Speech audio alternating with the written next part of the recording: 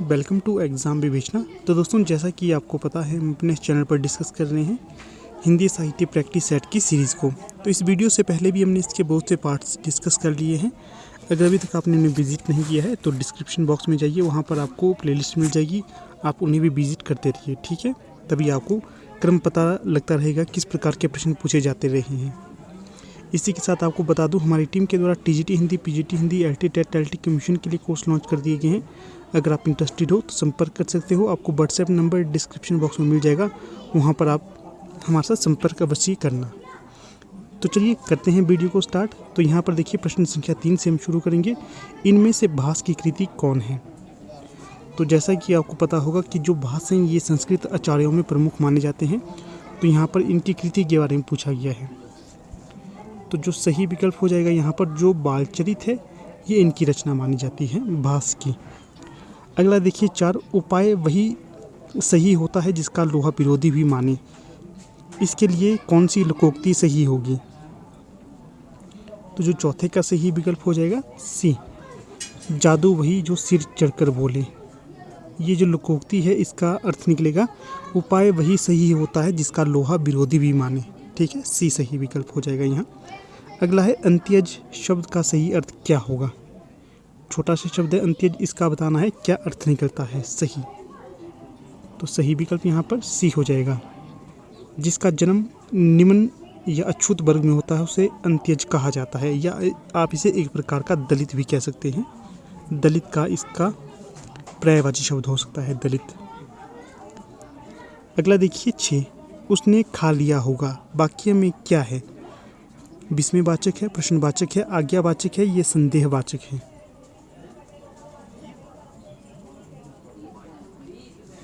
छः है, इसका सही विकल्प हो जाएगा यहाँ पर डी, संदेहवाचक। कैसे? एक प्रकार का संदेह हो रहा है कि उसने जो भोजन या जो उसे खाने के लिए दिया था उसने वो खा लिया होगा। तो यहाँ पर डी सही विकल्प हो जाएगा। अगला देखिए 7, गौरव का विलोम शब्द क्या है? तो सही विकल्प यहाँ पर हो जाएगा डी, लाघव। जो लाघव है ये गौरव का विलोम शब्द हो जाएगा। अगला है 8, शाखा मृग शब्द का पर्यायवाची क्या होगा? तो सही विकल्प बी हो जाएगा, बानर। आप यहाँ से अंदाज़ा लगा सकते हैं कि शाखा कहाँ पर होती है, पेड़ में शाखा होती है। तो जो मृग हो गया पेड़ में चलने वाला मृग, तो बानर के लिए कहा जा सकता है। इसी तरह आप इसका छोटा छोटा टुकड़े करके आइडिया लगा सकते हैं क्या विकल्प हो सकते हैं यहाँ पर। अगला है 6, प्रत्युत्पन्न शब्द में प्रयुक्त उपसर्ग कौन सी है? तो जो 9वें का सही विकल्प हो जाएगा यहाँ पर, तो वो हो जाएगा बी, प्रति। जो प्रति है ये प्रत्युत्पन्न शब्द में प्रयुक्त उपसर्ग हो जाएगी। मैंने आपके लिए एक वीडियो बना दी है उपसर्ग और प्रत्यय वाली, अगर अभी तक आपने उसे विजिट नहीं किया है तो अवश्य करना। आगे देखिए 10, अत्यधिक का संधि विच्छेद क्या होगा? तो यहाँ पर 10 का सही विकल्प हो जाएगा सी, अति धन अधिक। सी सही विकल्प यहाँ पर। फिर देखिए 11, तो क्या पूछा गया है इसमें, कौन सा शब्द पुल्लिंग है? तो सही विकल्प यहाँ पर हो जाएगा आपका ताला। जो ताला है ये पुल्लिंग होगा, बाकी सभी बेल, माला और शैया ये तीनों ही स्त्रीलिंग हो जाएगी। ठीक है, चलिए अगला प्रश्न देख लेते हैं। 12, निम्नलिखित वाक्यों में से अपादान परसग से युक्त वाक्य कौन सा है? तो कुछ इसमें आपको सोचने के लिए देता हूँ। तो सही विकल्प यहाँ पर 12 का हो जाएगा, राम ने अपने पुत्र से नाता तोड़ा।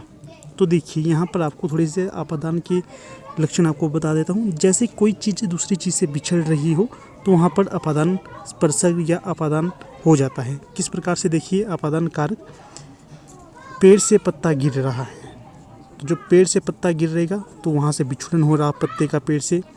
अगर आप ये कह सकते हैं कि कुत्ता भौंक रहा है जिस कारण लोग उससे दूर हो रहे हैं, तो वहाँ से भी अपादान कारक हो गया। अगर हम ये कहें कि जो धनुष से बाण छूट रहा है, पिस्तौल से गोली निकल रही है, इस तरह के जो मतलब वाक्य होंगे वहाँ पर अपादान कारक होगा। ठीक है, तो इस तरह से आप आइडिया लगा सकते हैं। अगला देखिए 13, कतिपय हिंदी व्याकरणों द्वारा संज्ञा प्रतिनिधि शब्द का प्रयोग किसके लिए किया गया है? तो सही विकल्प यहाँ पर डी हो जाएगा, सर्वनाम के लिए। आगे देखिए 14, कुछ किसी, कोई, कहीं आदि शब्द किस प्रकार के सर्वनाम है? तो सही विकल्प यहाँ पर हो जाएगा बी, अनिश्चयवाचक। कुछ, किसी, कोई, कहीं आदि शब्द अनिश्चयवाचक सर्वनाम के अंतर्गत आते हैं, ध्यान रखना है आप। अगला है 15, संज्ञा पदबंध बतलाने वाला वाक्य कौन सा है? चांद से भी प्यारा मुखड़ा, घर से होकर जाऊंगा, देव का मारा वह, रात को पहरा देने वाला। तो 15 का जो सही विकल्प हो जाएगा तो उसका चयन करिए। तो 15 का सही विकल्प हो जाएगा 15 का डी, रात को पहरा देने वाला। इसी के साथ आपको बता देता हूँ, अगर अभी तक आप हमारे टेलीग्राम चैनल के साथ नहीं जुड़े हैं तो अवश्य जुड़िएगा, वहाँ पर मैं आपको PDF इत्यादि सेंड करता रहता हूँ। अगला प्रश्न देखिए 16, बूंद अघात सहे गिरी कैसे, खल के बचत संत सहे जैसे। क्या है? बूंद अघात सहे गिरी जैसे, खल के बचत संत सह जैसे में अलंकार कौन सा होगा? उपमा, उदाहरण, उत्प्रेक्षा या रूपक? 16 का सही विकल्प बताइए। तो सही विकल्प हो जाएगा उदाहरण। यहाँ पर उदाहरण दिया गया है, उसके पश्चात समझाया गया है आपको, ठीक है। चलिए अगला प्रश्न देखिए 17, करुण रस का स्थायी भाव कौन सा होगा? मैंने आपको रसों के ऊपर भी एक पूर्ण वीडियो बनाई हुई है, तो उसे भी आप प्लेलिस्ट में जाकर विजिट कर सकते हैं। तो करुण रस का स्थायी भाव कौन सा होगा? तो ये हो जाएगा शोक, ए सही विकल्प। अगला है 18, रस निष्पत्ति के संबंध में भट्ट-लुलट का मत है। तो बताना है रस निष्पत्ति के संबंध में भट्ट-लुलट ने अपना कौन सा मत प्रस्तुत करा था? तो 18 का जो सही विकल्प हो जाएगा उत्पत्तिवाद। अगला प्रश्न देखिए 19, मणिकर्णिका के लेखक हैं। तो जो मणिकर्णिका है यह दलित रचना मानी जाती है, या आप इसे दलित आत्मकथा कह सकते हैं। तो इसके आत्मकथाकार का नाम बताना है। तो ये हो जाएंगे तुलसीराम, सी सही विकल्प हो जाएगा यहाँ पर। इसी प्रकार एक और महत्वपूर्ण आत्मकथा मानी जाती है इनकी, तो वो है मूर्धहिया। मूर्धहिया और मणिकर्णिका, ये दोनों ही तुलसीराम जी की आत्मकथाएं हैं। अगर जूठन पूछा जाए, जूठन किसकी आत्मकथा है? तो ये ओम प्रकाश वाल्मीकि की हो जाएगी। इस प्रकार से आपको ये दो महत्वपूर्ण रचनाओं को याद रखना है। आगे देखिए 20, महावीर प्रसाद द्विवेदी और हिंदी नवजागरण के लेखक कौन होंगे? तो जो ये रचना है इसके राइटर का नाम बताना है। तो ये हो जाएंगे रामविलास शर्मा, यहाँ पर ए सही विकल्प हो जाएगा। आगे देखिएगा 21, साहित्य लोचन किसका लिखा हुआ समीक्षात्मक ग्रंथ है? तो ये हो जाएगा श्याम सुंदर दास जी के द्वारा, बी सही विकल्प यहाँ पर। अगला देखिए हिंदी नाटक उद्भव और विकास। क्या है? हिंदी नाटक उद्भव और विकास के लेखक कौन होंगे? तो ये हो जाएंगे विकल्प ए, डॉक्टर दशरथ ओझा, ए सही विकल्प यहाँ पर हो जाएगा। आगे देखिएगा अशोक के फूल किस प्रकार का निबंध है? पहले तो आपको ध्यान में रखना है कि जो अशोक का फूल है या अशोक के फूल है, ये किसका निबंध हो जाएगा? हजारी प्रसाद द्विवेदी का ये निबंध हो जाएगा। और जो हजारी प्रसाद द्विवेदी, अगर आप इनकी जानकारी लिखते हैं तो ये ललित निबंधकार माने जाते हैं, ठीक है। तो इनकी जो रचना निबंध, ये भी ललित निबंध ही होगा। यहाँ पर डी सही विकल्प हो जाएगा। अब अगला प्रश्न देखिए 24, यौवन के द्वार पर निबंध के लेखक कौन होंगे? तो सही विकल्प यहाँ पर 24 का हो जाएगा डॉक्टर नगेंद्र। जो डॉक्टर नगेंद्र है, इनके द्वारा निबंध लिखा गया है यौवन के द्वार पर।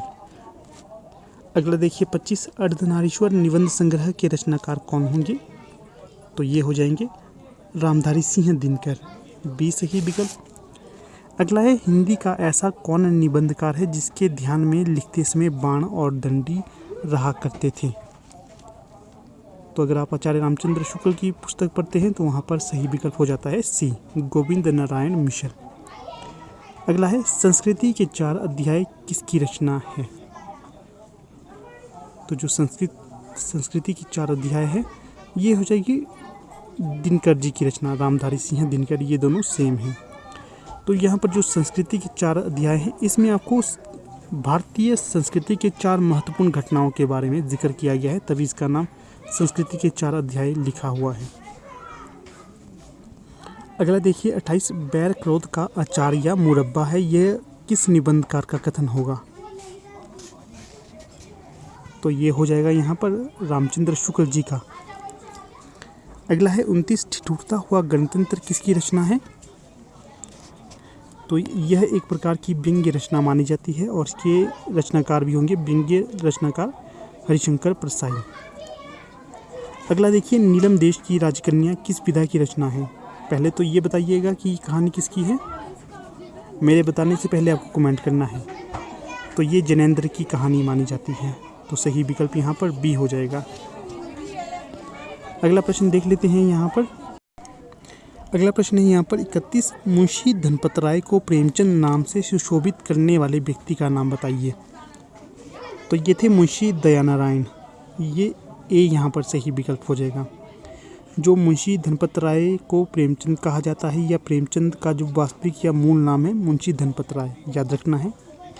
आगे देखिए 32 भोलाराम का जीव व्यंग्य के लेखक कौन है? तो जो भोलाराम का जीव है यह एक व्यंग्य रचना है और इसके लेखक का नाम पूछा गया है, तो यहाँ पर सही विकल्प हो जाएगा हरिशंकर परसाई।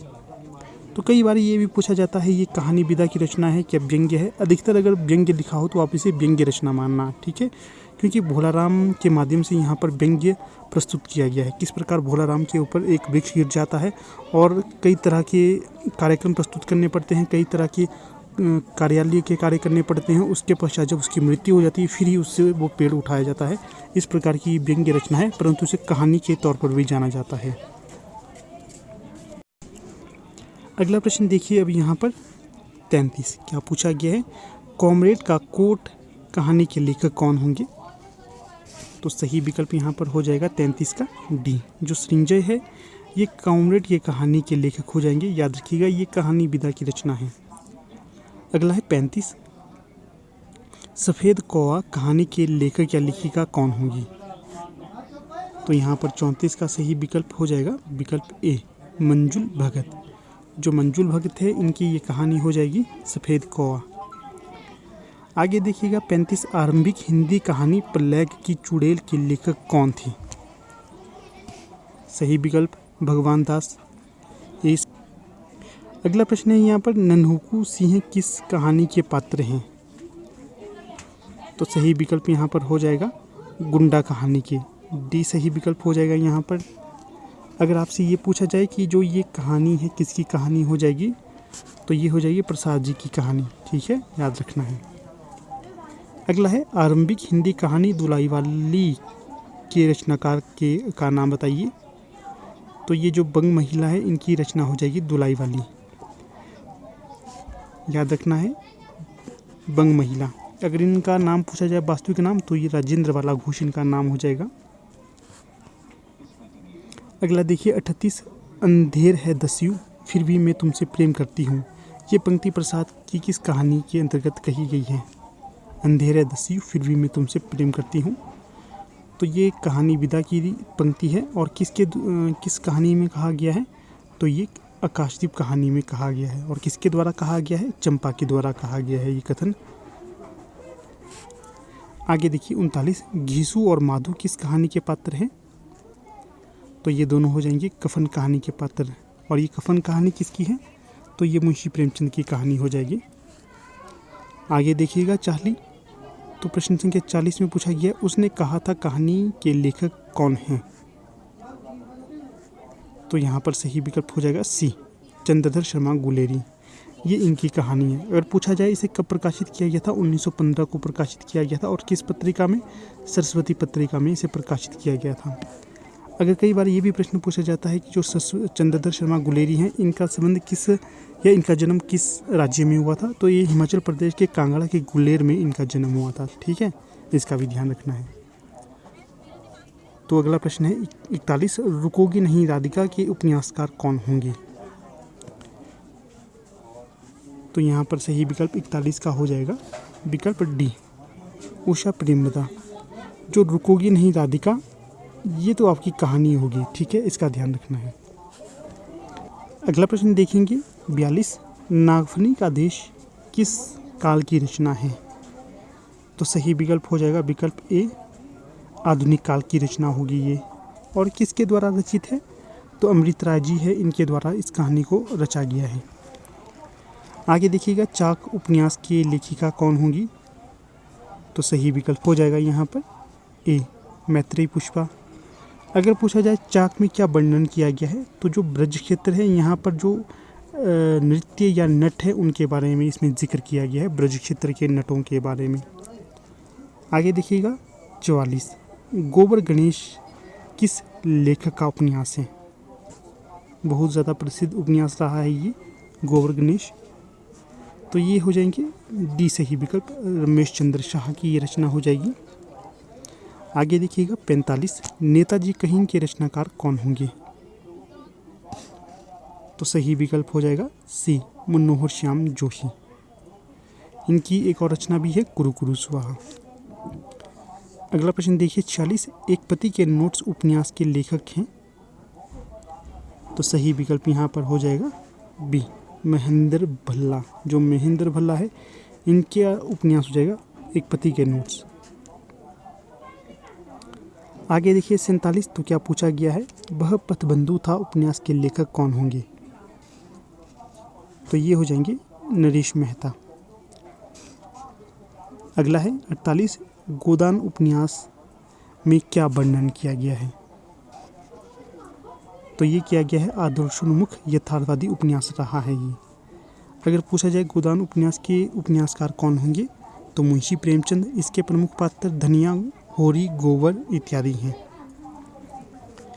अगला है 49, राही मासूम रजा के द्वारा रचित उपन्यास नहीं है? तो पूछा गया है नहीं है। तो सही विकल्प 49 का सी हो जाएगा, समरशेष है। ये इनकी रचना नहीं होगी। अगर पूछा जाए किसकी रचना होगी, ये अब्दुल्ला बिस्मिल्लाह की रचना ये हो जाएगी। और बाकी टोपी शुक्ला, दिल एक सादा कागज़, कटरा पी आरजू, ये तीनों ही इनके रचना मानी जाएंगी। अगला प्रश्न है 50, इसमें क्या पूछा गया है, प्रेमचंद का जन्म कब और कहाँ पर हुआ था? तो सही विकल्प हो जाएगा विकल्प ए, 31 जुलाई 1880 को बनारस से 4 मील दूर लम्ही नामक गांव में। ध्यान रखिएगा कितने तथ्य यहाँ पर दिया गया है। 31 जुलाई को 1880 को बनारस में लम्ही नामक ग्राम में। अगला प्रश्न देखिए 51, गोदान का कौन सा पात्र प्रेमचंद्र के प्रगतिशील विचारकों का वाहन माना जाता है? तो ये हो जाएंगे विकल्प सी, प्रोफेसर मेहता। बाकी होरी, मिस्टर खन्ना, ओंकारनाथ, यह भी गोदान के ही पात्र हैं। अगला प्रश्न है 52, निम्नलिखित में से कौन सा प्रेमचंद का उपन्यास नहीं है? तो सही विकल्प हो जाएगा डी, बाणभट्ट की आत्मकथा। किसका उपन्यास होगा ये? हजारी प्रसाद द्विवेदी का उपन्यास होगा ये। तो बाकी गोदान, गबन, रंगभूमि, ये तीनों ही प्रेमचंद के उपन्यास माने जाएंगे। आगे देखिए 53, तमस उपन्यास की प्रमुख समस्या क्या है? तो ये प्रश्न पहले बनेगा कि जो तमस उपन्यास है किसका उपन्यास होगा? विषम साहनी का। और इसमें क्या वर्णन किया गया है? सांप्रदायिक वैमनस्य। तो डी सही विकल्प यहाँ पर हो जाएगा। अगला देखिए 54, सेवा सदन कब प्रकाशित हुआ था? तो पहले तो ये प्रश्न बनेगा कि किसका ये उपन्यास होगा सेवा सदन? मुंशी प्रेमचंद जी का ये उपन्यास हो जाएगा। और कब इसे प्रकाशित किया गया था? तो 1918 में।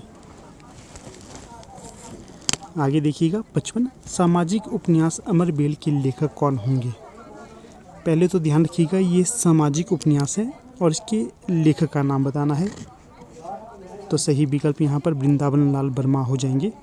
सही विकल्प ए हो जाएगा।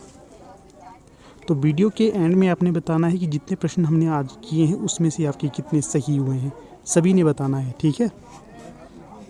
चलिए अगला प्रश्न देख लेते हैं। अभी यहाँ पर सुबह शाम दोपहर, सुबह दोपहर शाम, ये जो उपन्यास है किसकी रचना हो जाएगी? ये सुबह दोपहर शाम। तो सही विकल्प यहाँ पर हो जाएगा डी, कमलेश्वर का ये उपन्यास हो जाएगा। आगे देखिए 57, मुझे चांद चाहिए के रचनाकार कौन होंगे? तो सही विकल्प बी, सुरेंद्र वर्मा। अगला है लड़ाई के नाटककार कौन होंगे? तो लड़ाई नामक नाटक है, इसके नाटककार का नाम पूछा गया है। तो सही विकल्प ए, सर्वेश्वर दयाल सक्सेना। इनका एक और नाटक है बकरी। और लड़ाई, ये दो इनके नाटक माने जाते हैं। जो बकरी है ये तो नेट के सिलेबस में भी लिखा हुआ नाटक है। अगला देखिए 59, इनमें से कौन सी भारतेंदु की रचना नहीं होगी? तो जो पद्मावती नामक रचना है ये भारतेंदु की नहीं होगी। बाकी वैदिकी हिंसा हिंसा न भवति, विषय से विष्मोषधम, बादशाह दर्पण, ये तीनों ही रचनाएं भारतेंदु की होंगी। अगला है 60, भारतेंदु युग की केंद्रीय विधा है। जो भारतेंदु युग की केंद्रीय विधा होगी ये बताना है। क्या थी इस युग की केंद्रीय विधा? तो ये थी नाटक। इस काल में आपको अत्यधिक जो लेखक होंगे नाटककार ही मिलेंगे। इसके साथ ही इन्होंने एक न एक पत्रिका भी प्रकाशित करी ही थी इस काल के जो लेखक रहे हैं। एक प्रश्न आपके लिए छोड़ देता हूँ, जो ब्राह्मण नामक पत्रिका थी ये किसके द्वारा प्रकाशित की जाती थी या संपादित की जाती थी, ये आप बताइएगा, ठीक है। अगला है 61, हिंदी में समस्या नाटकों के प्रवर्तक का श्रेय किसे जाता है? किसने हिंदी में नाटकों का प्रवर्तन करा है? समस्या नाटक। तो समस्या नाटक किसने प्रवर्तित किए हैं? तो जो 61 का सही विकल्प यहाँ पर हो जाएगा लक्ष्मी नारायण मिश्र के द्वारा। जो अंजो दीदी नामक नाटक है इनके द्वारा ही इसे लिखा गया है। आगे देखिएगा 62, तो क्या पूछा गया है इसमें, निम्न में से कौन सा सही सुमेलित नहीं है? तो जो आहुति है ये हरिकृष्ण प्रेमी की रचना हो जाएगी, सही है। फिर जो विक्रमादित्य है उदय शंकर भट्ट की रचना हो जाएगी। कोणार्क जगदीश चंद्र माथुर की रचना हो जाएगी। ये तीनों ही सुमेलित हो जाएंगे। जो मुक्ति रहस्य है ये लक्ष्मी नारायण लाल की नहीं मिश्र की रचना हो जाएगी। लाल का यहाँ पर ध्यान रखना है आपने। आगे देखिए 67, ना खास हिंदी ना खास उर्दू, जवान गोया मिली जुली हूँ। तो जो उपयुक्त कथन है किसके द्वारा कहा गया है? तो जो सही विकल्प हो जाएगा यहाँ पर 67 का, तो ये हो जाएगा विकल्प ए, सितारे हिंद के द्वारा ये कथन कहा गया था, राजा शिव प्रसाद सितारे हिंद। तो कई बार ये भी प्रश्न पूछा जाता है कि आम फहम नामक भाषा को किसके द्वारा प्रचारित किया गया था? तो वो भी सितारे हिंद ही थी। अगर राजा लक्ष्मण सिंह की बात की जाए तो ये संस्कृत निष्ठ हिंदी के प्रचारक रहे हैं। अगला प्रश्न देखिए 68, उक्ति व्यक्ति प्रकरण के रचनाकार कौन होंगे? यह व्याकरण ग्रंथ माना जाता है, व्याकरण ग्रंथ, ठीक है। तो 68 का सही विकल्प यहाँ पर डी हो जाएगा, दामोदर शर्मा। अगला प्रश्न है 69, नाटक जारी है काव्य संग्रह के रचनाकार कौन होंगे? तो ये हो जाएंगे लीलाधर जगूड़ी। अगला प्रश्न है 70, अपनी केवलधार नामक काव्य संकलन के रचनाकार कौन माने जाएंगे? तो ये होंगे अरुण कमल। डी सही विकल्प यहाँ पर हो जाता है। तो ठीक है दोस्तों, यहाँ पर हमारी वीडियो का समापन हो जाता है। आप वीडियो के अंत तक बने रहिए, इसका बहुत बहुत धन्यवाद।